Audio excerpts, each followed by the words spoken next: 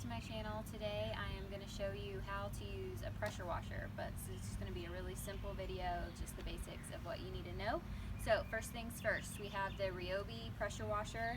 We bought this at a store that just buys items in bulk from Lowe's and Home Depot, so we got a really good deal on this. I think we got it for $100. I think it retails for a lot more than that. I don't really know, but anyways, it was a good deal.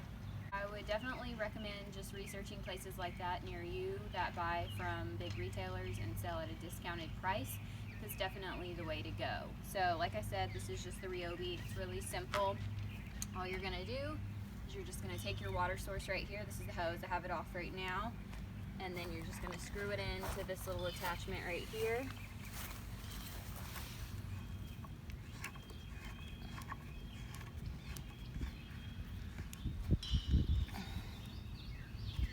Twist that on there, and then sometimes we unhook the gun, so if you need to put it back on, it's just going to be right here, and you'll just screw that on just like how I did for the hose. And this is what you're going to be using to spray. Then right here you have your on and off button. This is an electric pressure washer. That being said, it does run with a cord right behind me. And you want to make sure that where it connects with your extension cord, you keep that elevated off the ground so it's not getting wet. You can do that by using a bucket or an electric pressure washer, so it does hook up to a power source. The black cord is the cord running from the pressure washer. It does have like a waterproofing cable around it, but you still really want to try to keep this dry. You do not want it to get wet, especially where it plugs into your power source. Ours is the extension cord, so that's going to be right here. So we always just try to keep this elevated, this part along with the connection. So you can either set it on the top of the bucket like this, or you can flip your bucket and just have it sitting in there. You really want to keep that dry, and of course just keep the whole cord dry. So sometimes I will just take it as I'm going when I'm right up near it, and I'll kind of just have it also hooked up over here as well. So that way, wherever I'm working, I know that this immediate part is not touching the ground and getting any water that could be splashing back towards me. So this is the soap that we got for our pressure washer. This one says multi-purpose, so we can use it on the house, the sidewalk, the car, whatever.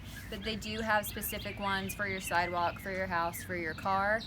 These run about $12 a piece, so we just got one. Otherwise, if you're getting one for each of those things, it starts to add up. So if you want to save money, I would just recommend the all-purpose. And we found that we don't even need the soap when we're doing the driveway. I would just really recommend the soap for areas that have a lot of tough mold and mildew build up on them, like the side of our house. We're definitely going to have to use the soap on. But for the driveway, the water pressure coming out of this is enough to clean it off. So what you'll do is you'll just unscrew the lid here, and then it's pretty self-explanatory. There's just a little thing here that says soap, and you're just going to go ahead and fill that up. Soap right there.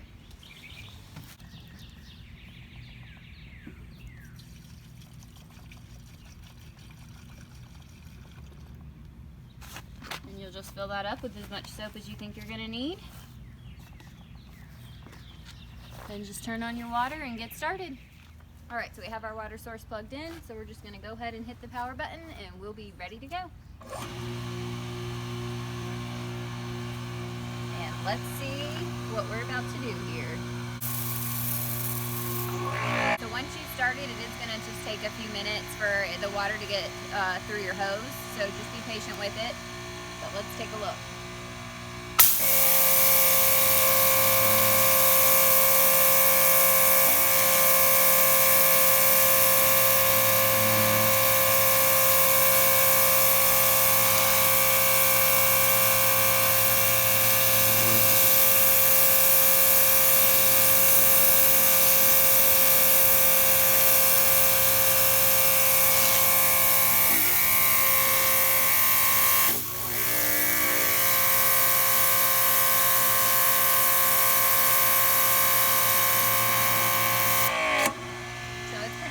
That's all there is to it. Just a reminder, wear clothes you don't care about, have something protecting your eyes, and I would recommend tennis shoes just because some of that dirt and stuff will blast all over you and gets kind of messy.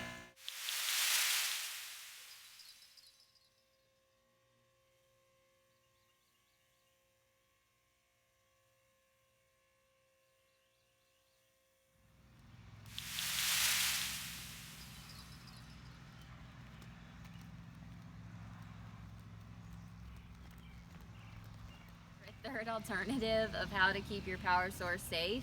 This one's for all my military wives out there. My husband said you can use a rock or something. I guess that comes from eating MREs, and he's eaten plenty of those, so I don't really get it, but that's for all the military wives. Thank you so much for watching. I hope everyone found this video useful. I also included some pictures of our mailbox so you can see how well this pressure washer works.